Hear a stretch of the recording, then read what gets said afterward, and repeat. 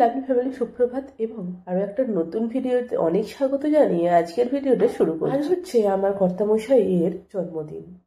যেহেতু এই কাজটা মাই বরাবর করে, কিন্তু এখন মা যেহেতু সাথে থাকে না, সেই জন্য এই দায়িত্বটা এখন এসে পড়েছে আমার ওপরে। তার মধ্যেই আমার হঠাৎ করে হয়ে গেছে হাতের মধ্যে ডাল পড়ে গিয়ে পুরো হাতে ফোঁসকা। কিন্তু সেই ফোঁসকার আছিলায় তো আর বসে থাকতে পারি না, যেহেতু নিজের মানুষটার জন্মদিন বলে কথা। আগে থেকেই প্ল্যান ছিল যে ওর বন্ধু বান্ধব কত বলে ও একটুখানি সেলিব্রেশন করবে। তো সেই হিসাবে সমস্ত কিছু আগে থেকে জোগাড় ছিল, কিন্তু ওরই দুমধাম করে মাঝে মাঝে ডালের কৌটো খুলতে গেলাম, কৌটোটা এমন খুললাম যে পুরো বাস্ট করে গিয়ে পুরো হাতের ডালটা ছিটকে চলে এলো। তারপর থেকে হাতে অসহ্য জ্বালা যন্ত্রণা, তারপরেই ফসকে বেরিয়ে যায়। দেবনাথবাবু বলেছিলেন আমায় যে ছেড়ে দাও, করো না, তোমার এত কষ্ট হচ্ছে, ভালো লাগছে না আমার। তাতে কি, তোমার এই দিনটা তো আর তোমার জীবনে বারবার ফিরে আসবে না, কোনো অসুবিধা নেই, আমি আস্তে আস্তে করে দেবো, একটু হাতটা বাঁচিয়ে করবো। আর যেহেতু বাঁ হাত, সেহেতু অসুবিধা নয়, ডান হাত হলে একটু বেশিই চাপ হতো। ওর বন্ধুদের জন্য সবার জন্য এখন বানাচ্ছি বিরিয়ানি। মাংসটা প্রথমে কষে নিলাম, তারপরে এখন দেন ভাতটা বসাচ্ছি। ভাতের মধ্যে নুন, তেল আর কেওড়া জল আর গোলাপ জল দিয়ে আস্তে আস্তে চালটা সেদ্ধ করব। এখন কিন্তু আমি জলটা ফেলবো না, জলটা এমন পরিমাণেই দেবো যাতে ভাতটা ঝুরঝুরেও হয় এবং ওই ভাতটা না ফ্যানটা ফেলেই হয়ে যায়। তো অনেকগুলো চালদিকে ছড়িয়ে গিয়েছিল, আস্তে আস্তে টুকটুক করে কুড়িয়ে কুকারের মুখটা বন্ধ করে দিলাম। ভাত হয়ে গেছে, মাংস যেহেতু রেডি করা ছিল, সেই জন্য সমস্ত কিছু এবার ডেকচির মধ্যে অ্যাডজাস্ট করে দিয়ে দিলাম। তো লাস্টে আমি ওই আটা দিয়ে ঢাকনটা ভালো করে স্ন্যাক্সের জন্য রেখেছি চিকেন পকোড়া। আর বিশেষ কি রাখবো, চিকেন পকোড়াটাই সবসময় পছন্দ করি, খুব অল্প স্বল্প সময়ের মধ্যে হয়েও যায়। যেহেতু এমনি হাতটা একটুখানি ব্যথা রয়েছে, সেই জন্য আর বিশেষ কিছু বাড়ালাম না। আবার কালকে সকালটা বাকি রয়েছে, ওখানেও আবার অনেক আয়োজন করতে হবে। এইসব এখন সব কচি কাচাদেরকে নিয়ে কেক কাটার পালা। কেকটা যদিও হ্যান্ডমেড বাড়িতেই তৈরি করেছে, এনেছে ওর বাবার বন্ধুর বাইক।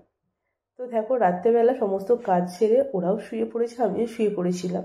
কিন্তু হঠাৎ করে দেখি হাতটা প্রচণ্ড ব্যথা করছে, হাত সিধে করতে পারছি না, কারণ ফোসকাটা এত ফুলে টাইট হয়ে গেছে।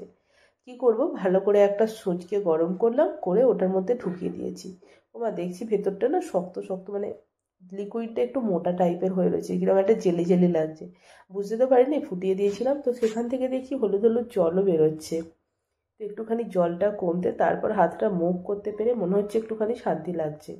তারপর যা হয় করা যাবে, সকালবেলা উঠে ওষুধ টষুধ খাওয়া যাবে। সকালবেলা সমস্ত কিছু কাজ, ঘরের কাজ ছেড়ে বাবুকে সুন্দর করে গুছিয়ে সুচিয়ে খেতে দিয়ে দিয়েছি। ওইদিকে বোন ঠাকুরের কাছে প্রদীপ, যেহেতু এগুলো আমার শাশুড়ির রিচুয়াল, নেই যত্ন করেই ছেলেকে খেতে দিতেন। আমি হয়তো অত পারছি না করতে, সুন্দর করে গোটা মাছের মুড়ো, তারপরে আরও কত কিছু, পায়েস থেকে শুরু করে অনেক কিছু আইটেম তো করতোই, তার সঙ্গে যত বছর বয়স হতো তত টাকাও হাতে দিত ছেলের, এবং সঙ্গে নতুন পায়েসের বাটি, নতুন গেঞ্জি, যেমন সমস্ত কিছুই আমিও করেছি। তো পায়েসের বাটিটা আর নতুন হয়নি, পায়েসের বাটিটা আগে রাখা ছিল। আমার বাড়িতে দুই ট্যাপার টেপি রয়েছেন, এনাদের কাজ হলো সবসময় এই ক্ষুদ্র মানুষটিকে বিরক্ত করা। আর একে কিছু বললেই তো এ বিরক্ত হয়ে যায়, বলেছে দেখ আমরা কত কিছু খাচ্ছি, তোকে খেতে দেয়নি, এত কিছু বলতেই সে প্রচণ্ড রেগে অস্থির অবস্থা। সঙ্গে সঙ্গে শুরু করে দিল কান্না, বাথরুমে উঠে গিয়ে সামলাতে হলো ছেলেকে। গুছিয়ে তাপ দেওয়া থেকে শুরু করে কপালে টিকা লাগানো, সমস্ত কিছুর দায়িত্বটা ছিল দুইজনের ওপরে। হয় মেয়ে করবে, না হতে আমার বোন করবে। তো মেয়ে যেহেতু চলে এলো স্কুল থেকে, সেই জন্য মেয়ে সবকিছু দায়িত্বটা পালন করলো। এর আগের বছরেও তাই করেছে, এবং আমার মেয়ে আমাকেও তাই করে। মানে খেতেটা দেওয়ার সময় ও মা হিসাবে মায়ের জায়গাটা ওই করে, এবারে ভালো করে দইয়ের ফোঁটা দিয়ে দিচ্ছে। বাবা একটুখানি মায়ের সঙ্গে ভিডিও কলে কথা বলে নিল, কারণ আমরা এটা করি যখন বাইরে থাকি তো দূরে। তো যখনই খেতে দেওয়া হয় বা কোনো কিছু ভালো একটা কাজ হয়, তখনই সঙ্গে সঙ্গে বাড়ি থেকে অনুমতি নিয়ে নেওয়া হয় যে এই কাজটা করতে যাওয়া হচ্ছে। তো তখন ওনারা হ্যাঁ বা অনুমতি দিয়ে দেন, তো সেই কাজটা করা। একটাই প্রার্থনা করি ভগবানের কাছে, এরকম আরো আরো আরো অনেকগুলো বছর ও যেন হাসি খুশি সবার সঙ্গে মজা করে কাটিয়ে দিতে পারে, সুস্থ থেকে ভালো থেকে, ব্যাস সবাইকে নিয়ে হই হুল্লোড় করে জীবনটা যেন কেটে যেতে পারে। তো বসেছিলাম, কিছুদিন পরে দেখো এটা আমার ঘায়ের অবস্থাটা এরকম, শুকনো অ্যান্টিবায়োটিক খেয়ে প্রায় শুকিয়ে গেছে। এই যে আমার গুণটা চলে এসেছে আমার কাছে, সবসময় ব্যাগরা দিতে মাস্টার। তো চলো আজকে ভিডিওটা এইখানেই এন্ড করছি। এই যে আমার টম অ্যান্ড জেরির যুদ্ধ, এগুলো শেষ হওয়ার না, যতই ভিডিও করে রাখি ততই কম হয়ে যায়। বাই বাই, সবাই ভালো থেকো, গুড নাইট, বাই।